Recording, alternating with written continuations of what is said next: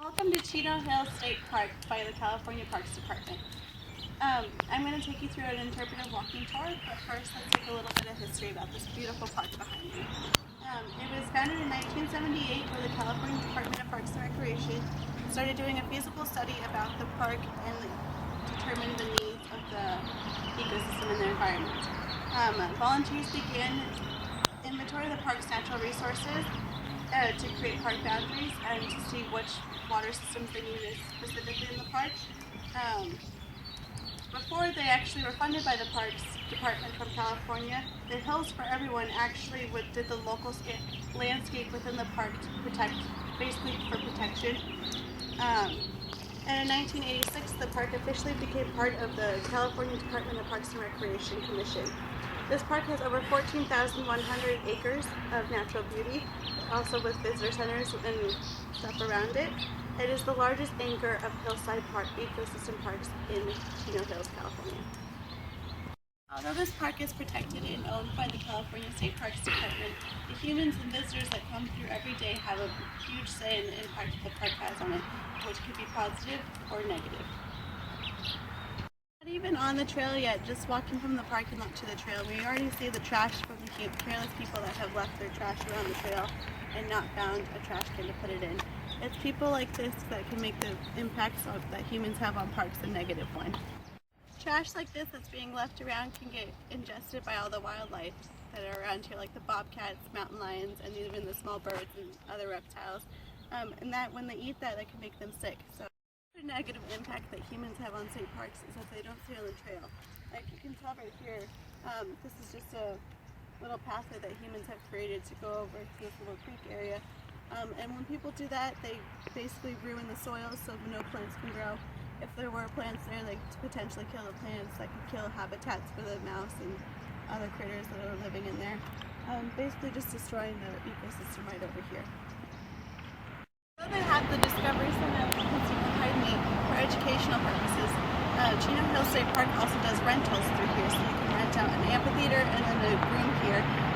With the rentals can come an increase of foot traffic that comes here, and with the foot traffic can bring a lot of careless people who aren't abiding by the rules, making sure that they're keeping themselves safe and the people safe around them, and caring about the environment. With the increase of foot traffic that comes through Chino Hill State Park, there's also a chance of increase for education. One of the things that they offer here at Chino Hill State Park is this Discovery Center like this one, where they offer educational exhibits, classes, events, and activities that they put on for people to go in and see hands-on what they offer here at Chino Hill State Park. If you don't have time to go into the community or the Discovery Center, you can also pick up a Chino Hills State Park map and brochure, which tells you about the history, the different types of plants and animals on here, and it also has a map of all the trails. If you don't have time to stop by the Discovery Park, there are also staff that roams around this park to answer all your questions, to give you guidelines, and to make sure you guys are being safe. One of the ways that Chino Hill State Park makes your human impact a positive one is by allowing all these hiking trails around here and camping spots that are allowed for you to safely view the park to keep you safe and the animals and wildlife around you safe. Other positive impacts that this park has is that they have signs like this one right over here for visitors to be able to observe the natural habitat and get information about it without having to rely on staff or the Discovery Center.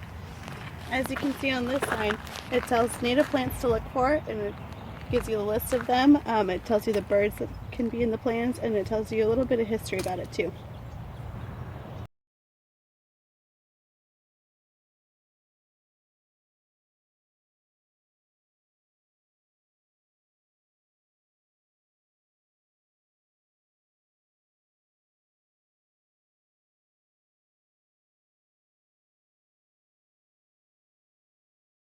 These positive impacts that the state park offers for visitors brings awareness to them so that they learn about the nature and the wildlife habitat here, so they can really get them to protect it for future generations.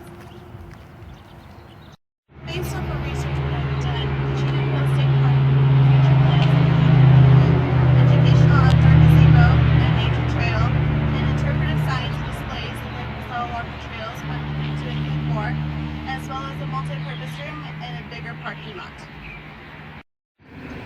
So what does this mean for the future impacts of Chino Hill State Park with humans?